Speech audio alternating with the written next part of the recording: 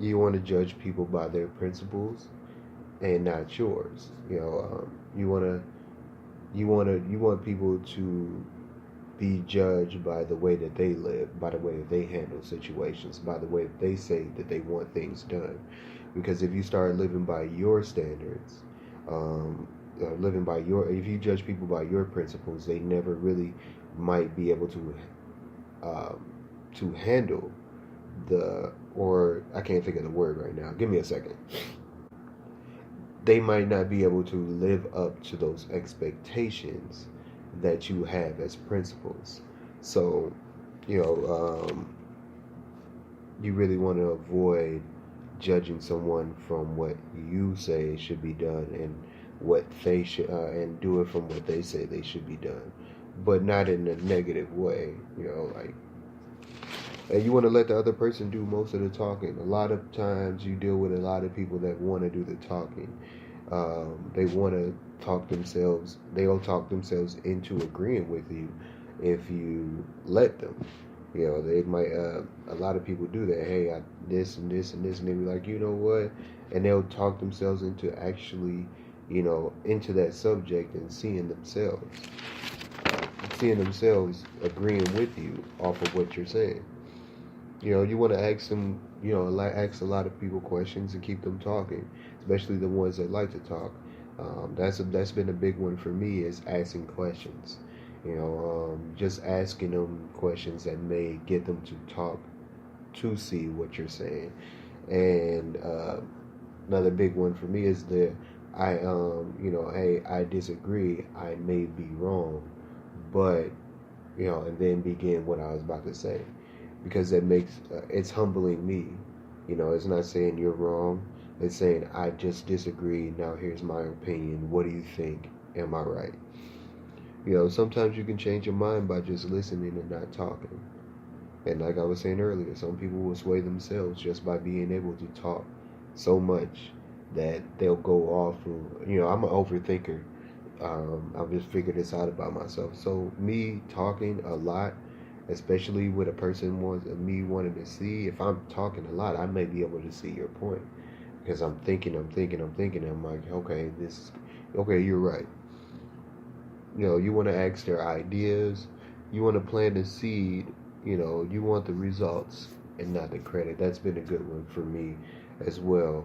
Um, is not wanting the credit as long as the job gets done. Uh, I can just plant the seed. I can say, hey, what do you think about this? And then they come back and say, well, we should do this. And it's the same thing that you said, but if you bust them out and say like, hey, that was my idea, they you have someone that might get offensive and get into argument about it. But it's been, it's been a very fun learning experience about who I am because I definitely was a person that liked to argue. Off the hinges. Um, I'll go. My Facebook posts would go from one comment to 76, and it would be all just me trying to disagree with someone. But that's not a healthy way of communicating with a person, and I had to learn that. And me dealing with my son's mom, when we were dating, it would be one thing where she'd be like, you're correct, you're right. We get into argument, and she'd be like, you're right, but I still want to break up, and I'll be like, if I'm right, why are we breaking up? And I had to realize that a lot of people don't have time to look at what they do wrong. They only have time. They didn't get by and get successful by looking at what they're doing wrong. They were looking at what they're doing right. So, for me to come as a person and say, well, you do this wrong, or, I'm saying this is what you're doing wrong in the wrong type of way, it will knock a person negative. And like I said, I have a negative impact on the relationship that you have with them. And I may be wrong. I'm saying? It may be wrong for everyone, but in my experience and in my perspective, that's been something that I've experienced. So Let me just say that by beginning it, by ending it. And it was teaching me things like people would rather condemn others than condemn themselves. They would say, I don't see how I could have done anything different than what I have. And that's a powerful statement because if you can't see doing different, than what you've done, it kind of hurts the way that you could have handled the situation. But a lot of people will be like, well, if that person didn't do this, I wouldn't have been in that situation. Or if that person didn't tell me, I wouldn't be in jail. It's it's not about if I stopped it. It could be about another person. Making it about another person being the problem of why you are in what situation you're in, and that could hurt the situation of you being around another person. Because if you're always looking at it in that type of way, that if you're looking at it in that type of way, then it's always going to be the other person's fault. That's something that didn't go right. And I've seen a lot of people be like, "Hey, I cheated on this person, but it was just because they wouldn't," and or because they wouldn't, or because like they didn't give me enough attention, or they were always working, or they were talking to other people, or this. It was never about, well, I just wanted to, or I shouldn't have done it, or this is what I was thinking. So people are more willing to say that it was another person's fault that they were able to do the wrong things that they were doing.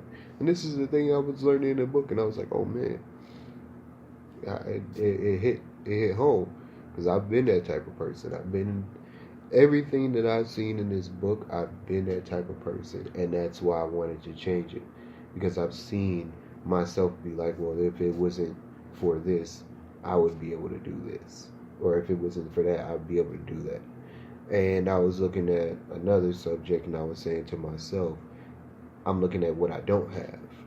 And if I keep talking about what I don't have or what I can't do, I'll forget about what I do have and what I can do. And that's been something that I'm looking at um, as far as handling the situation, as far as excelling myself, as far as reading more and getting the knowledge that I need to be able to do what I'm doing at this point in time.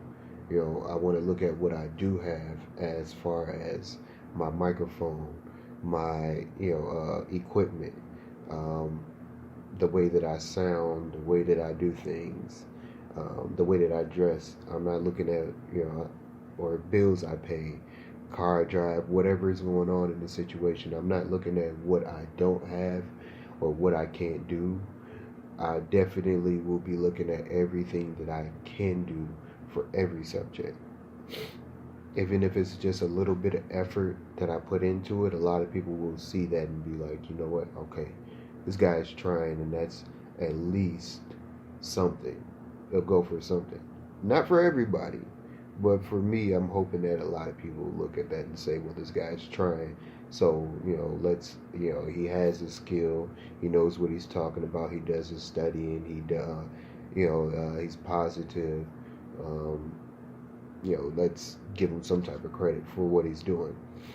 So, but I don't want to get into too much rambling. I definitely might have this as a part 2 because this is a great book, but sorry about that. Still sick. But I do thank everybody for your time. Thank everybody for being here, listening. If you have any questions or you think that I'm wrong, definitely hit me back.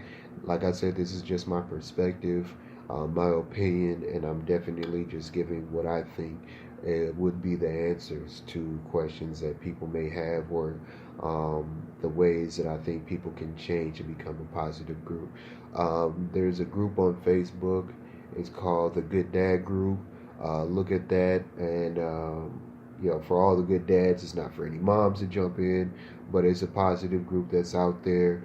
There's also a group in Lafayette, Indiana. It's the A League, and they It's written by a guy named Van Stokes. I know him very personally. He's a good guy. He does they do choreography, dancing, they do acting, they have singers. They're just well rounded. They do parkour. Well-rounded group, and they're doing a positive thing, and for all the people that are doing positives and trying to get us back on the right track of being the positive men that can influence others out here. Thank you for all that you're doing, and it motivates me and keeps me going to try to do what I feel like that God is sending me to do. So I thank everybody for your time, and I hope you guys have a great day.